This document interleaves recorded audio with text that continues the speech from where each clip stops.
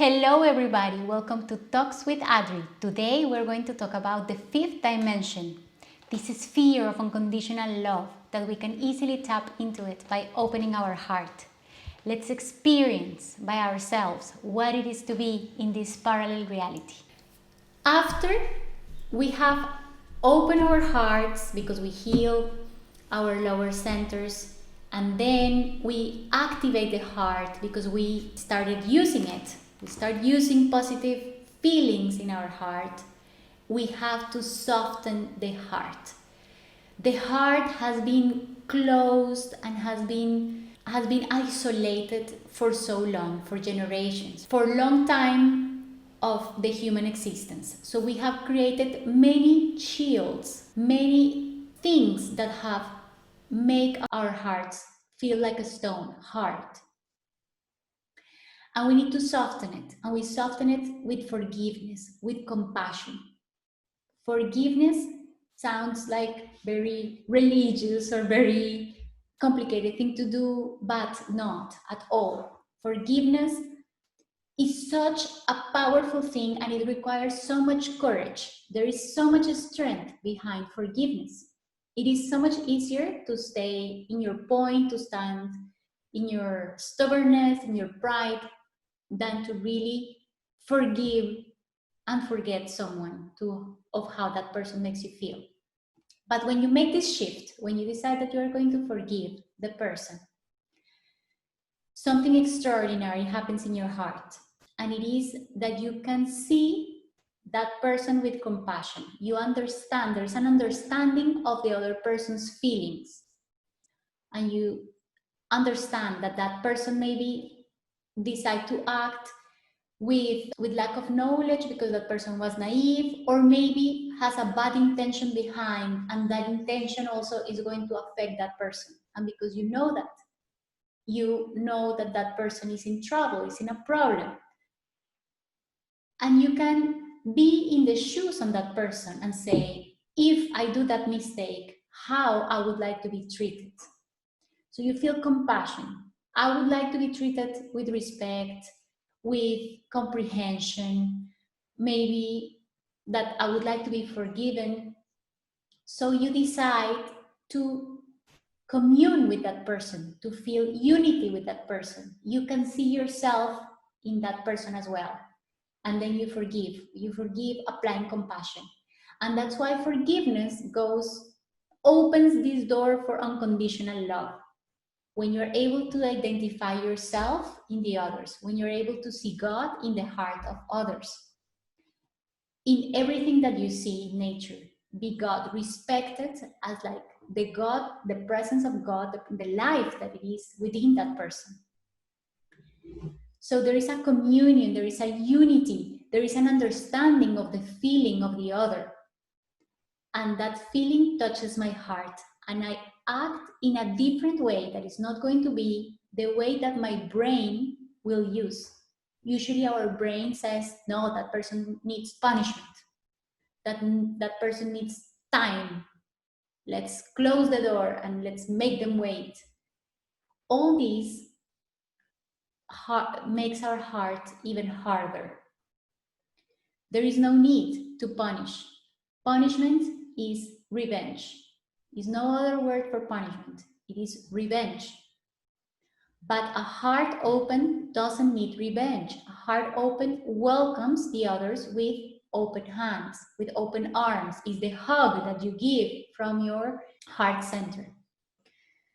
So there are two types of beings that we're going to cross in our paths. We have the masters of love and we have the masters of suffering.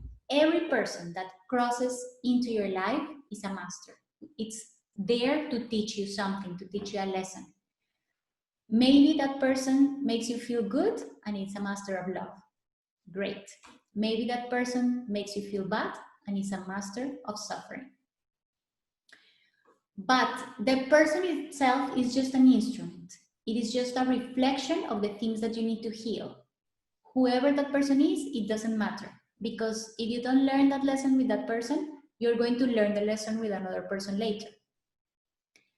We all act with the information that we have at the hand at that certain moment. So that's why we cannot blame the other people, because many persons don't know that they are making you suffer or that they are making damages.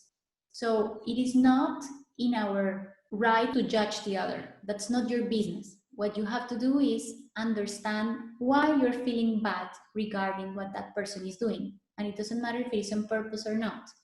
The matter is that you are giving away your power. Why? Why this person or this situation makes me feel bad? And that is the opportunity of learning. That's why we call them masters of suffering. Because there is an opportunity behind what you are feeling, something that you have to heal. And as I mentioned before, if it is not this person or this situation, let's say that I just move away and I'm able to not feel it in this moment, later it will come again.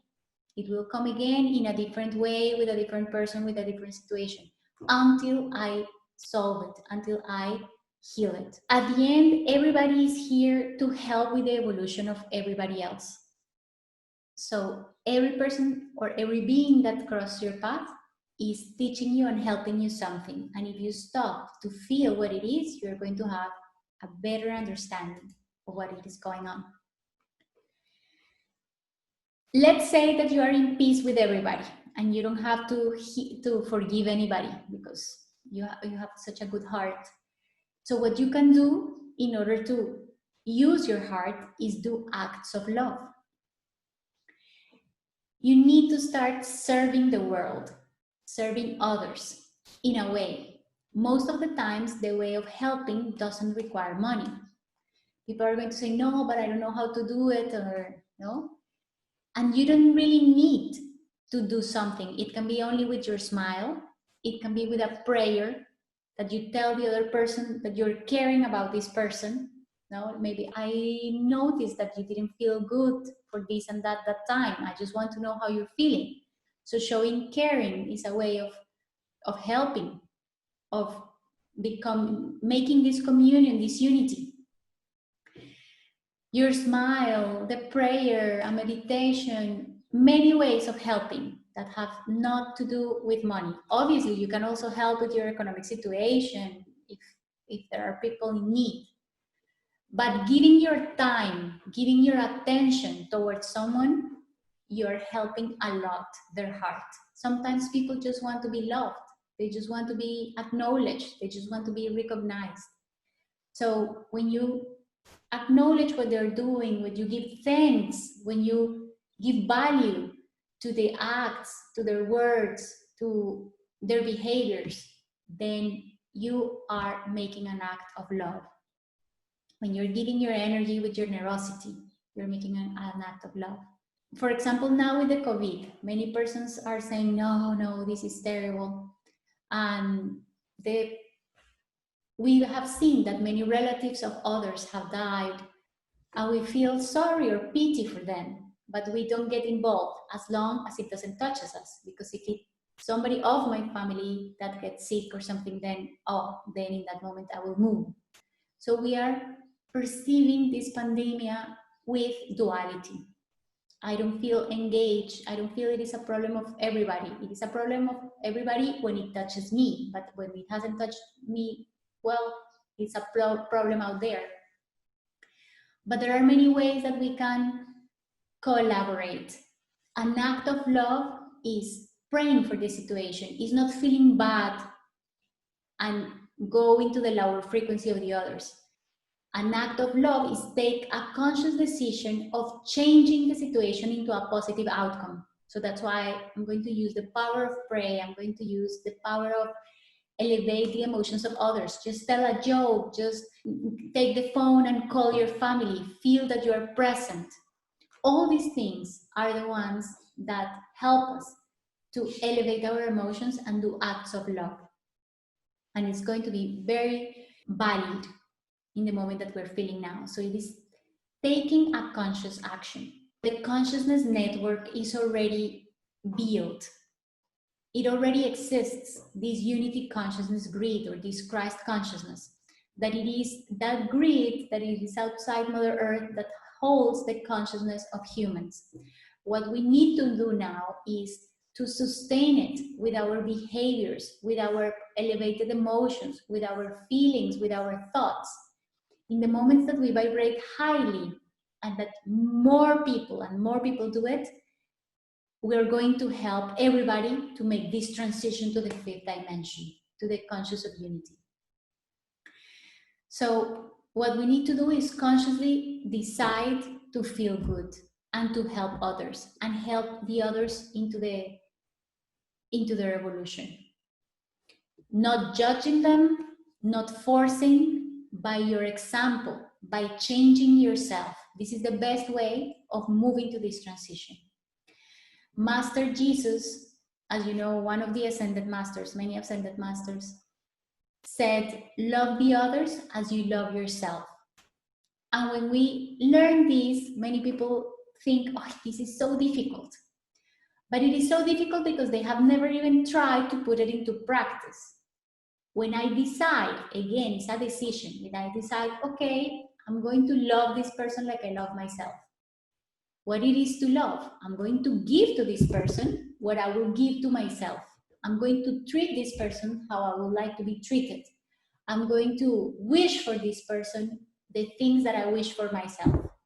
And you completely are going to change your perspective, especially because that person opens a field back into yourself. Such a positive energy that you're going to receive back all what you give with this conscious decision. As Wayne Dyer, in his talk of the power of intention, I also highly recommend this talk of Wayne Dyer. You can find it in YouTube, The Power of Intention or The Power of Intent.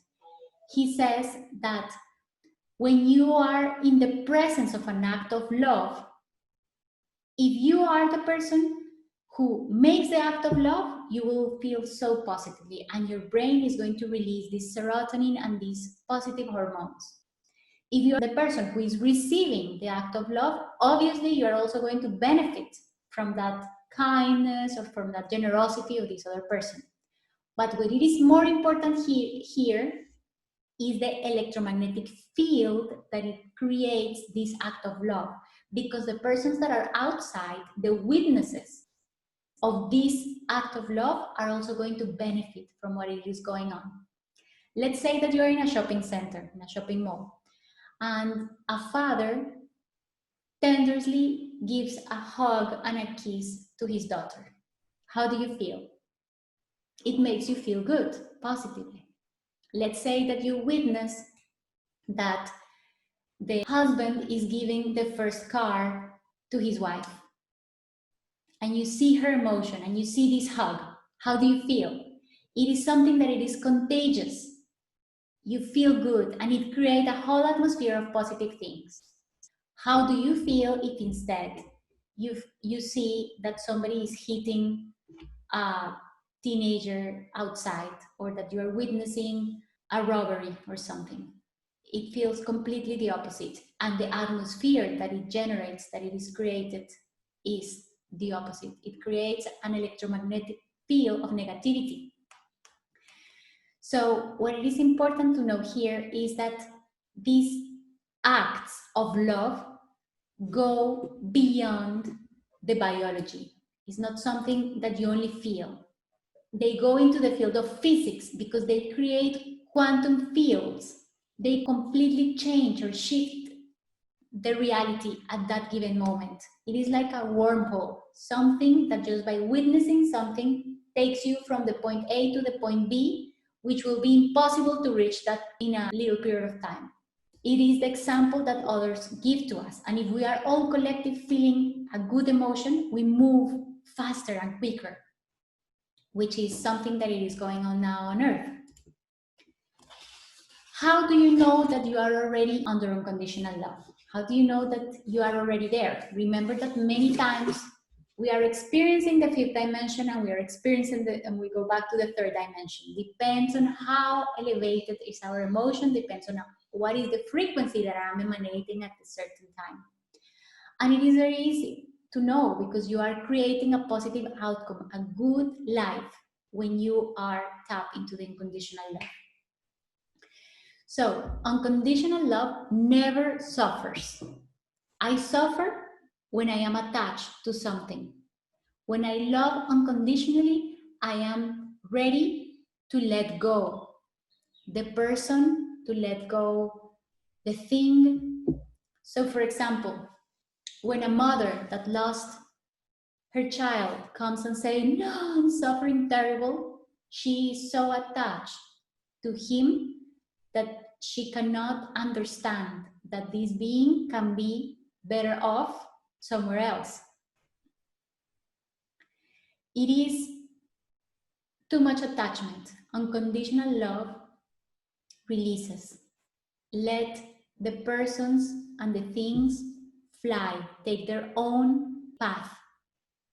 It is free. It doesn't force. It doesn't have the need of control. For example, conditional love never worries. We worry when we feel that, when we stress, when we don't know what is going to happen, when we lower our vibration.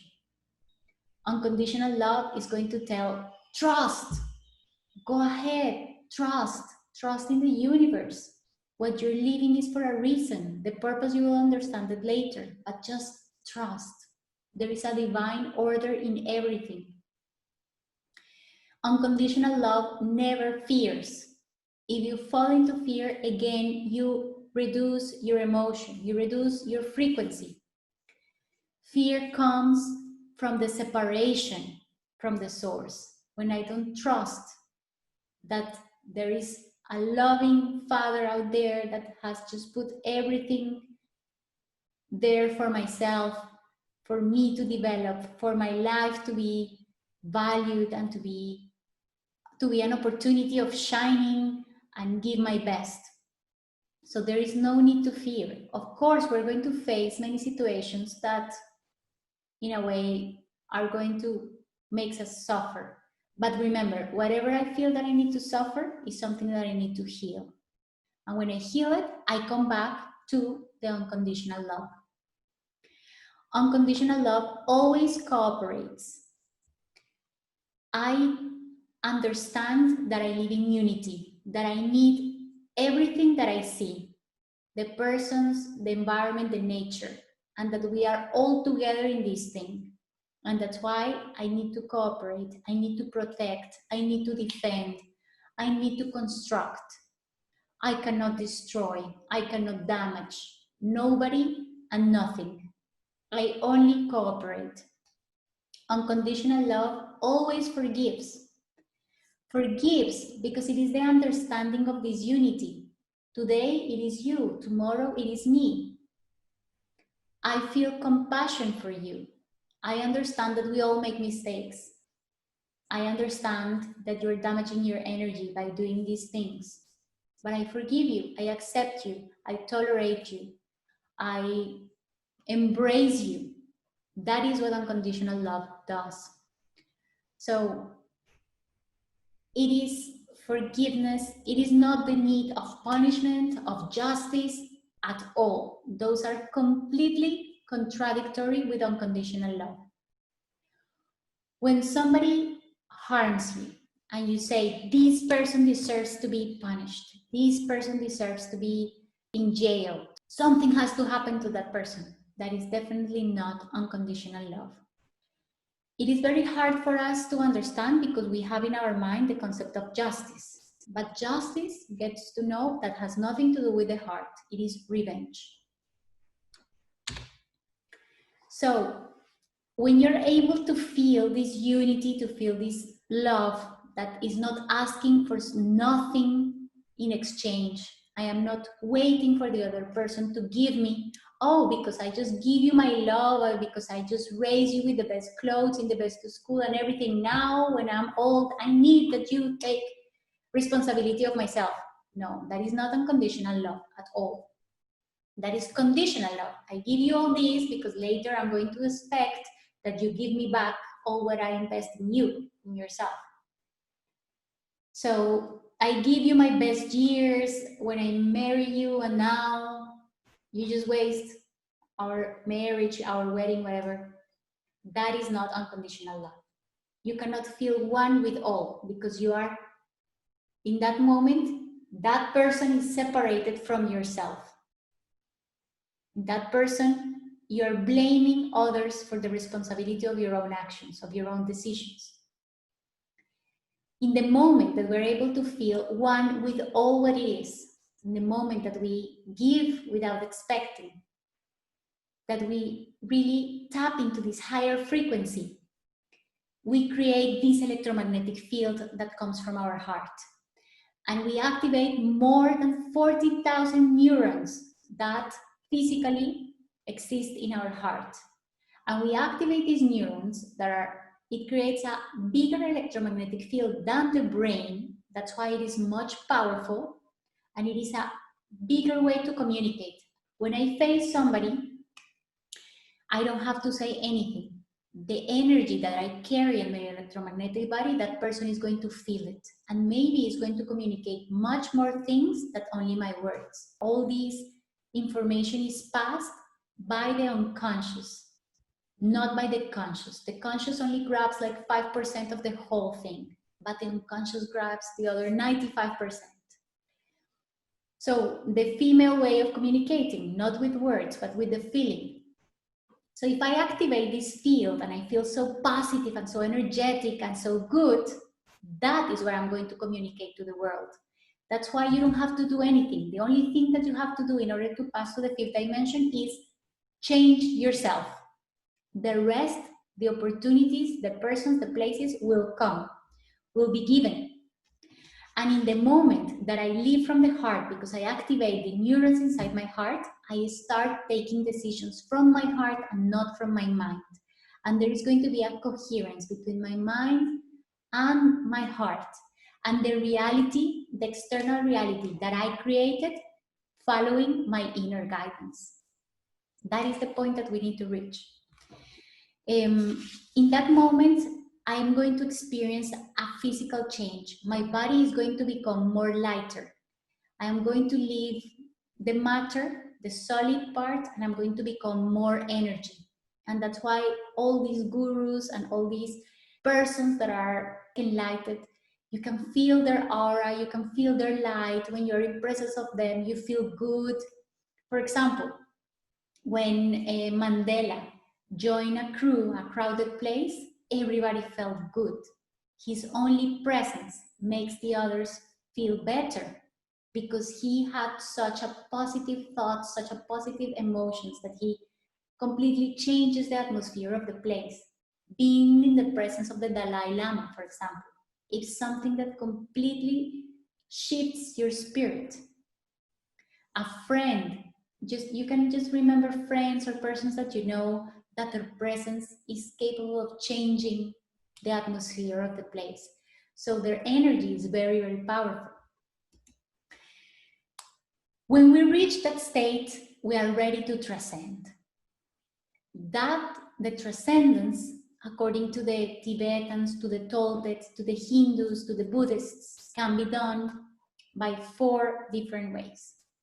Dying, but this is not the most recommended one, especially now, because when you die, you see all the movie of your life. You go scenery, scene by scene, knowing what you did good or you did wrong, but this is not a matter of judgment. The only thing that you're going to be accountable for is for how much love you give. So if you gave plenty of love, each at every given moment you decide to love instead of being selfish, of taking a good collective decision instead of taking a decision only that benefits yourself, that is going to add points for yourself. And you're going to learn. And all this is a learning process for your own evolution, for your soul's evolution. So when you die, you see this movie, and then you will be accountable for how much love you gave. The problem is that you're going to have another opportunity if you reincarnate. But as we know, Mother Earth is ascending. So maybe if we don't shift, if we don't change now, we're not going to have the opportunity to reincarnate again in Mother Earth. That is one of the things. So dying, and additionally, we lose our memory. So it is a very important moment where we close the cycle of this life, and definitely we're going to evolve, we're going to transcend, but let's do it in another ways. Resurrection is the way that Master Jesus taught us when he was able to basically die physically, and his spirit transcended death because he built his spirit in 3 days. He was able to build himself back, and then he comes back to life using his body. For this, you need to train yourself very strongly with breathing techniques, with fasting, with exercise. So it is like a life training. Then ascension, like Mother Mary, like many others. Ascension is when you go into a very deep meditation and then you shift your frequency, you elevate your consciousness so high, higher than the speed of light, that you are able to move up into another reality, into another dimension using your physical body. And then live from the heart, which is the two methods that we saw today. Perhaps we're not going to transcend in the way that other masters have done it. But if we start living from the heart, we definitely reach the fifth dimension in life. It's like living heaven on earth. I am mastering the power of manifestation. I am mastering the energy. I am using the energy of my emotions to create the life I want, to create the life I love, to attract the people that I need for my higher evolution in my present life. So you will speed up your process of evolution, taking to full potentiality all your energetic centers and all the time that you have here on Mother Earth. So live from your heart, feeling, saving the energy for positive feelings and not for bad feelings. It is a conscious decision. I will end up saying that this knowledge of activating the Merkabah was known by many cultures, but it was decided to keep in secret because they knew that if the people get together, join, and create such powerful things, they are going to lose these slaves that they have here. Groups such as the Mayans that evolved together were able to leave such a big legacy. And the understanding and the way why the purpose of why humans come to Earth, which is basically to evolve. But the people in control don't like this because they are losing the opportunity of feeding themselves with our emotions, of getting the energy from our emotions. That it is such a powerful way of control and of energy and of power. But now that we know it, we can consciously decide what to do with our lives. I just end up saying love is why we came here in the first place, and love is why we stay. Yeah, Diana, it's nice that we need to live in this manner and not live in fear and anxiety and all of that. But in a situation like mine, for example, I mean, how when it seems to be a chronic state of of worry, like or not being with your children, for example. How do you overcome that? What are some of the tools to use to get into the state? All right. Well, tools are many, methodologies, thousands, meditation, many. But what it is more important is that you analyze. Like, life is telling me, or what life is showing me is not making me feel good. So I need to change. I need to change the way I create my reality. One of the most important steps is with detachment. Maybe you have given so much power for others to control you in many different aspects. Come back to the source. Come back to source and center your energy, centering yourself, recuperate your value, recuperate your happiness, recuperate your own life, and the rest will come. But until you don't find yourself again, it is very difficult that the environment is going to change. The first thing that you need to do is come back to feel good with yourself again, to live with gratitude for everything. And perhaps you say, well, maybe I don't have things to be grateful now, but for sure there will be. There will be. You can find in very little things and take like a conscious decision of making that as a way of living. And then when you start feeling better, you will see that your world starts changing. Somebody else would like to share something or questions? Why is it that we jump from the third dimension to the fifth? What happens with the fourth? Okay, the fourth dimension is the dimension of time, let's say. The fifth dimension is already no time, no space, no need for that because it's mostly energetic. The fourth dimension is something that we don't need to tap into because it is like an intermediate state when we understand that we don't need enough time to reach things. For example, in the Course of Miracles, they say, when you live with the frequency thinking that you are poor, in the frequency of the scarcity, you say, oh, I would love to have this house, but I will never have it. No, I don't deserve it, or for me, it will be impossible to have it, because that is your mindset. In the moment that you understand that you deserve it, that you can have it, then there is a miracle. Somebody comes and say, oh, I cannot stay in this house anymore. This house is yours. And you will say, how? That it was a miracle because for you to take that house, you will have to completely change your reality. You will have to change your job, and it will take you 20 years to save, and it will take you many things in order to make this jump, this quantum jump. So it happened a miracle. Where was the change? The shift was because you change your mindset. One day you say, I can live in a house like this. Why not?